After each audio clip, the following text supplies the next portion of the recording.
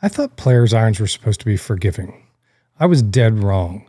The Mizuno 243 and 245 irons are revolutionary irons. I've played tons of rounds with both of them, and I'm going to give you the full details on why you should or maybe shouldn't buy them. I'm Matt, and this is the Bogey Depot. The Mizuno 243 irons are a fantastic iron. They are forged. A lot of forged irons, especially, historically have had a lot of bad raps to them. They're unforgiving. They hurt when you hit them. You have to be a scratch golfer to play them. Some of those are true to an extent, and some of those are false to an extent, and I'm going to talk about that today a little bit. The interesting thing about the Mizuno 243 is the 4-7 iron and the 8 wedge are slightly different. The 4-7 iron have what they call a micro slot. So there's a little cutout in the back of the cavity back. So the 243s are cavity backed blades, and they have this cavity back that has a little cutout. And in the 4-7, this cutout does not allow the face to touch the back of the club, which allows the face to flex a little bit more.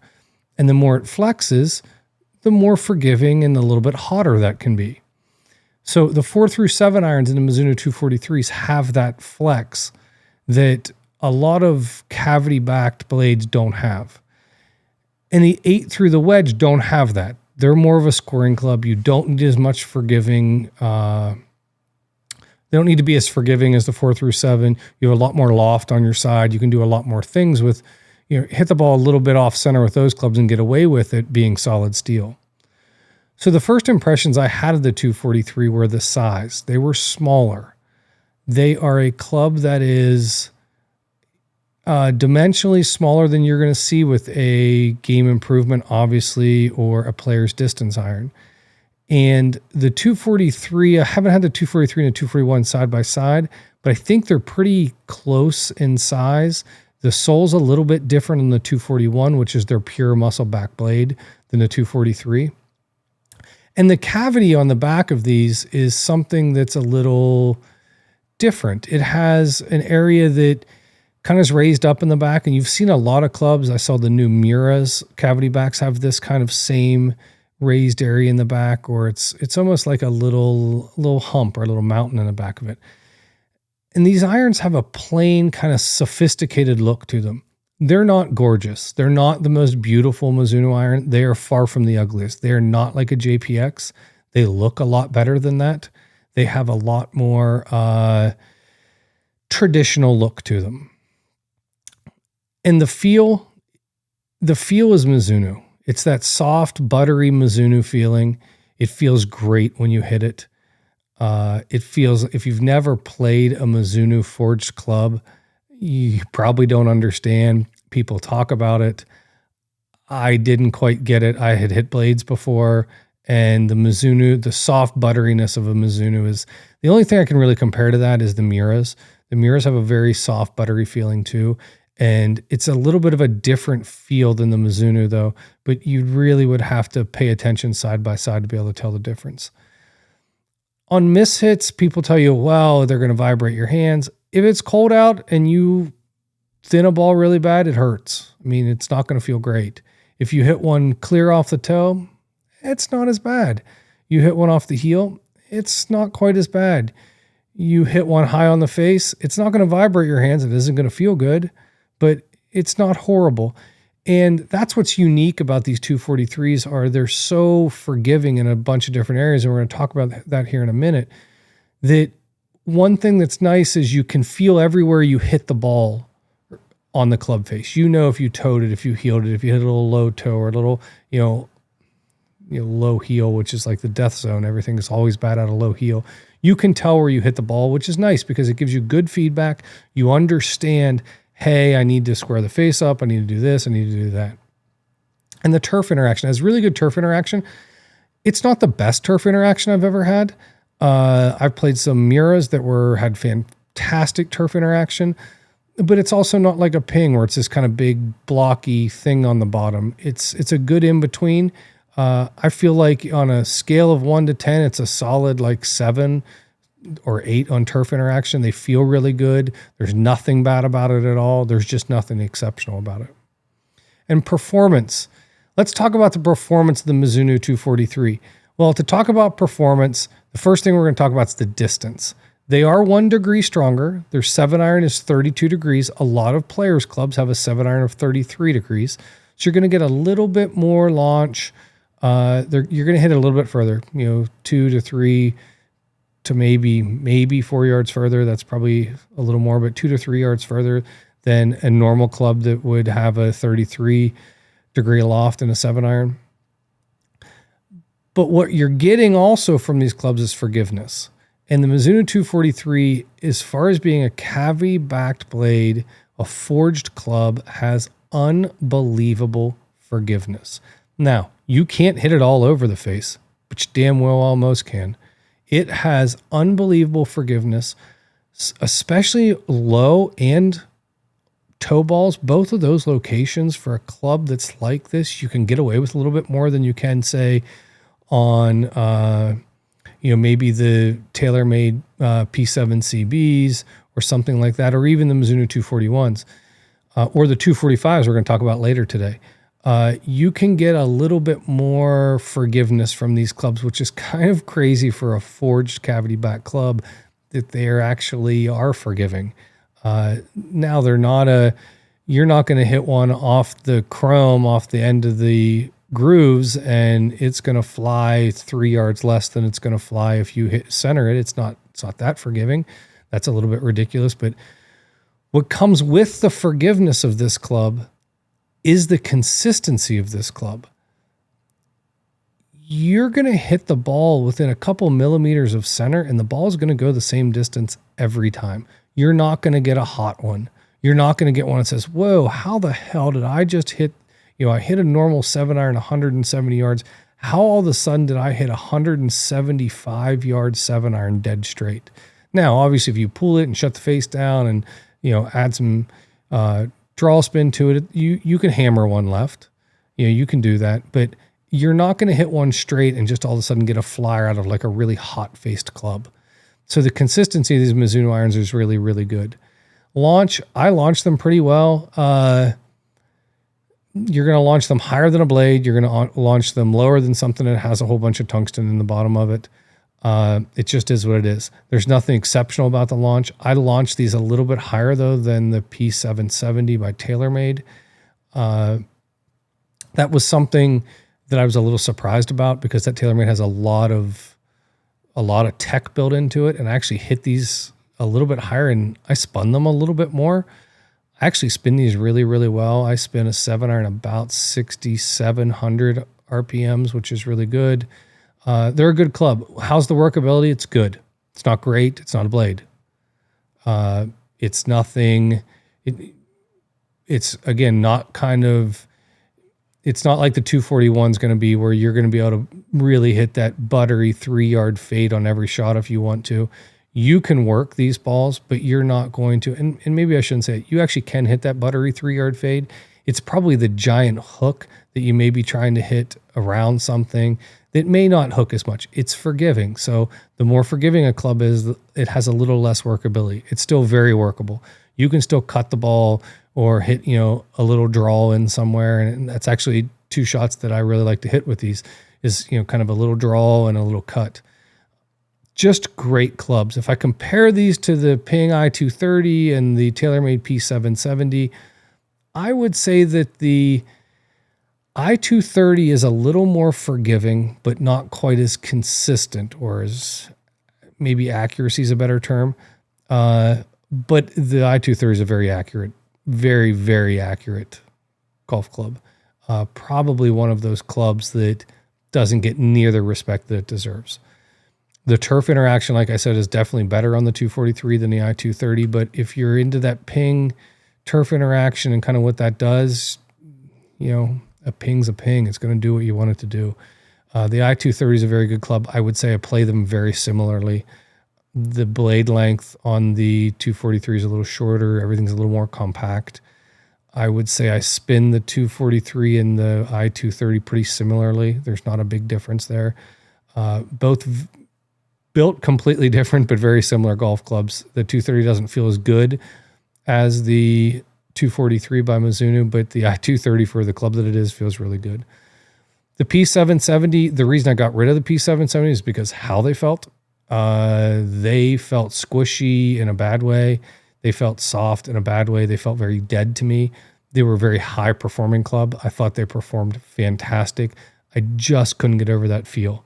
They just didn't, when you hit it, it didn't do it for me. It just felt dead, and I couldn't tell where I hit the ball in the face, and it was kind of the opposite of these 243s. And I saw no reason to keep the 770s after hitting these 243s. The 243s are just, to me, a little bit better club than the 770. Overall, I absolutely love them. Are they the end-all be-all club? Of course they aren't. Are they a fantastic golf club for a 10 and under handicap player? Absolutely. Can a 12 to 13 play it? Absolutely. Can a +4 play them? Absolutely. There's no reason that a really good golfer wouldn't play these golf clubs, and these clubs are used on tour. I think a 12 to 14 golfer better be a decent ball striker to be able to play these. You're gonna have to hit the ball pretty consistently. You can hit it around the face, but it's a small face. So hitting it, off center on these, where it may knock, you hit this 8 or 10 millimeters off center, it may knock off, 5 or 6 yards. You're going to have a little draw to it. If you get a big game improvement, you're going to be able to hit that 10 or 12 or 14 millimeters off center and probably only lose, 5 to 8 yards. You hit these clubs 14 millimeters off center, it ain't going 8 yards shorter than a normal one that you hit dead center. It's not that forgiving of a golf club. You can't hit it an inch and a quarter, off center. But the forgiveness for a mid-hand, a 10 or under is fantastic. Absolutely love them. Have nothing but positives. So let's now talk about its, I guess, big brother, little brother, I'm not sure, the Mizuno 245. The Mizuno 245 is a massively interesting golf club. Should be played by a lot more people than it's played by. I think this is a absolute hidden gem in the golf world. There are so many people out there should be playing this, from, gentlemen that may have hit the ball, maybe you hit a 177 iron and now you're hitting it, 158 or 160 because you've gotten a little older, or you've had, some surgeries or some health issues or something like that. The Mizuno 245 is a phenomenal golf club. Barely slightly larger than a 243, still very compact. It has, in the 2 through 7 iron, a bunch of tungsten in it. And this tungsten's moved all around the head depending on if it's a 2, 3, 4, 5, 6, or 7 iron to help with optimal launch angles and optimal launch conditions. Are you going to spin the 245 as much as you're going to spin a 243? No, you're not. That tungsten, though, is going to help you get the ball in the air, get it to land nice and soft for you if your swing speeds are a little bit lower. The 8 through wedge does not have tungsten in it. It's a player's club. It is not a whole lot different than the 243s. They are hollow, but they don't have tungsten in them, and they don't feel like it, and they have that buttery Mizuno feel. They really do. For a hollow-bodied iron, they really feel fantastic. In fact, if I didn't tell somebody they were hollow-bodied in that 8 or 9 or wedge, and I told you to hit them, I don't think anybody would know. They'd be like, man, that feels like a Mizuno, because it really does. They did an unbelievable job in that. My first impressions when I saw these, the best looking golf club you could ever ask for. They look exactly like the blade, the muscleback blade, the 241, and they look identical. You can't tell the top. Now, if you set them side by side, you can. The top line's a little bit thicker. The blade's a little bit bigger, but in your bag, people are like, damn, this guy plays blades, because that's exactly what they look like. The size, like I said, it's just a little bit bigger than the 243 and the 241. But if you didn't hold them up side by side, I don't think you'd know. The top line's a little bit thicker on them. Again, if you didn't hold them side by side, I don't know that you'd know much. The back, again, in the sole, a little bit bigger, but again, unless you're holding them side by side, you're not really going to tell. Feel and sound wise, it doesn't feel hollow. It doesn't feel like that Ping i530 or 35 or 40, whatever numbers they're into now. It doesn't feel like that. You don't have that uber fast, hot, springy face. You have a hot face, and you can tell the difference if you hit the 243 and the 245 back to back. But you don't have that like just absolute slingshot off the face like you do on, that, Ping i530s or something like that. You will know where you hit the other thing. And I think this is a lot of clubs struggle with this. You'll know where you hit the ball on the face. You have a lot of feel in these clubs. I'm super impressed by them. I don't understand why more people don't play them. The turf interaction is fantastic. It's a little bit wider sole. You don't dig very deep on these. And when I say it's a little bit wider sole, it's not even as wide as the Ping i230. It's narrower than that. It's just really a great all-round club. The forgiveness, believe it or not, and this is a misnomer in the golf industry, hollow body clubs are not more forgiving. Hollow body clubs have a bigger sweet spot for a few millimeters, but to get that bigger sweet spot as you go out, they get less forgiving. So actually the forgiveness of these, it's better than the 243 and it's worse than a 243, all in the kind of the same respect. It's better than if you're going to hit it 6 or 7 millimeters off, you're still going to hit it well. It's not going to hook on you, which is nice. The 243 will have a little bit of a draw to it. The 243 is probably going to go a little bit further, but if you hit it 4 millimeters off center, where you might lose 2 yards on the 243s, you're probably not going to lose anything on the 245s. So there's just a little bit of difference. Unless you were a scratch player, and if you're a scratch player, you're probably not hitting it around the face that much. It probably doesn't matter quite as much. They're unbelievable golf clubs. They really are. The distance is long. The 7-iron is only 30 degrees. So they're 3 degrees stronger than your kind of normal blade would be. You hit them a mile. I hit them almost a full club more than I hit the 243s. I mean, you hit them a mile. There's no other way to describe it. You really hit them a mile. They get up in the air for the type of club that it is. They really get up in the air well. Again, a lot of those, like, and I keep saying the Ping i530 is just because it's a very, similar club, or you could look at the 790 by the P790 by TaylorMade. They don't get up in the air quite as well, not as well as these 245s. And that's one nice, now again, they don't get up as well as a 243 and they don't spin as much. Part of that, where you get that distance from, again, you're dropping 3 degrees, but even if you took a 7-iron in a 243 and an 8-iron in a 245, they're still not going to spin the same. They're going to be close. But when you start nickel and diamond there, actually that 8-iron in the 245 is going to have a little less loft than the 7-iron in the 243 by degree. So you're kind of, it's not apples to apples, but all in all, if you did have an apples to apples loft, you're going to spin the 243s probably 400 RPMs more, which adds a little more stopping power. I hit the 243s a little higher. I will say one thing, the consistency of these 245s is unbelievable for a quote unquote hot faced club. One of the best clubs I've ever hit, as far as consistency with mid irons, was these 245s. They really are consistent. They spin pretty well, like I said, and the workability is actually, again, these hot face clubs usually aren't that workable, and these 245s are workable. They're not like the 243s. You're not gonna have as easy of a time cutting and drawing balls, but that could be a good thing for you. They're gonna go a little bit straighter. I never had trouble hitting like a little 4-yard draw with these. That was kind of my go-to shot at that point when I was hitting those.